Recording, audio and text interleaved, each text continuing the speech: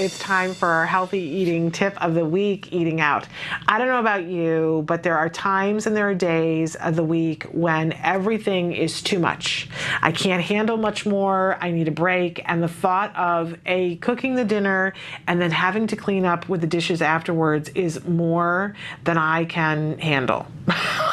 And, and there are cost factors involved, but every once in a while, even with autism, I'd like to think that we can all have an opportunity to potentially eat out.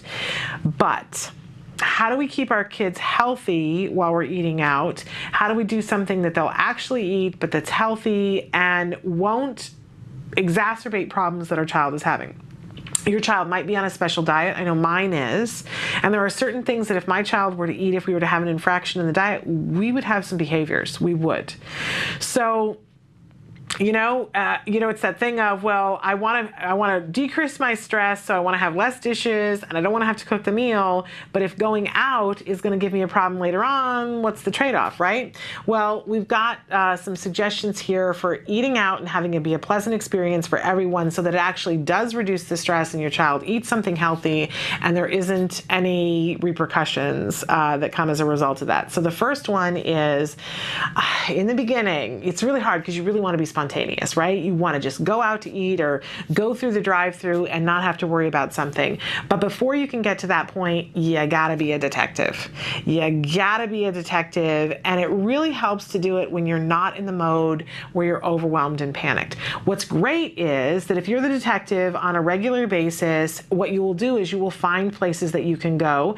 And being a detective doesn't necessarily mean calling the restaurant. It could mean going to your support group and saying, we've got something coming up and I want to be able to go to a pizza parlor. Does anybody know anybody who makes a GFCF pizza? My child is allergic to or can't have artificial colors, and we want to go and we want to have this kind of a dessert. Does anybody know where we can get that? And you'll find that people are really healthy and helpful, and that they'll want to tell you and they'll want to rant and rave about places that are terrible. You'll have a terrible experience, and places that are wonderful, where you're going to get a great meal and something that tastes good that your child will more than likely enjoy. I will say that restaurants change. So if somebody says to you, and especially if there's a food allergy, and somebody says, here is this great restaurant and they have this sort of meal, continue being the detective, call the restaurant. Because I certainly have had the experience, I bet you guys have too, that you get there and they've changed the menu, or you get there and they only serve that on Tuesdays and today is Thursday, and now you got a child who thought they were having something and they don't.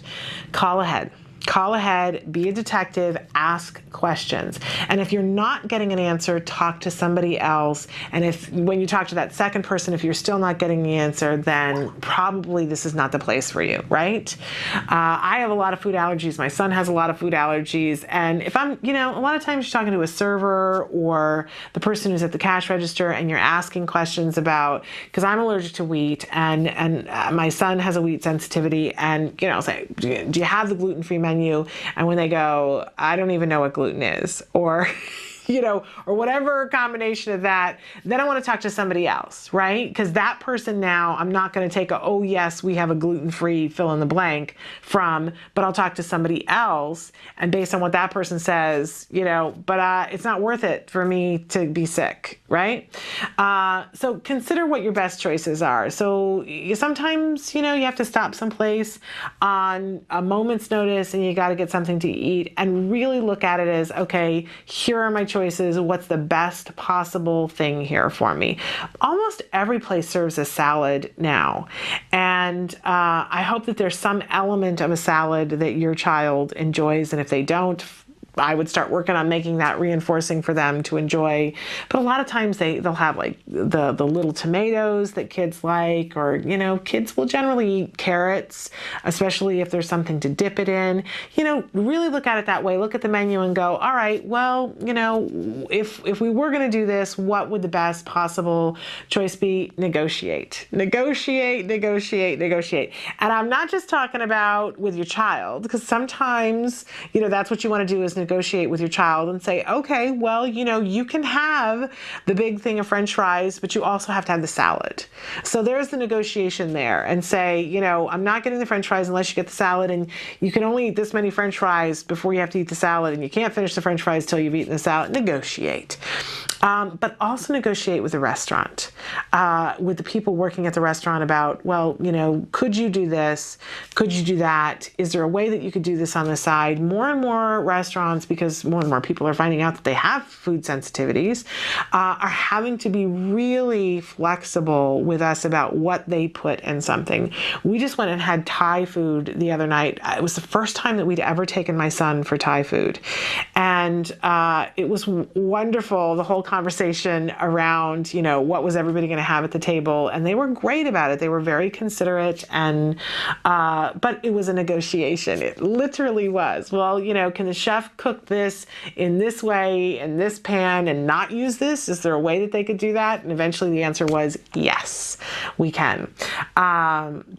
So that's if you've got really hardcore food issues, which we do. Not everybody has that. But if you don't, then it's still a negotiation with your child about, well, okay, so we're here and we're going to have this, but we're also going to have this healthier thing. And then, of course, reinforce those good, healthy eating habits so that when the child is eating the salad, that we're praising and we're giving attention and allowing them to have the other things that they want to have, so that we're encouraging the good eating habit.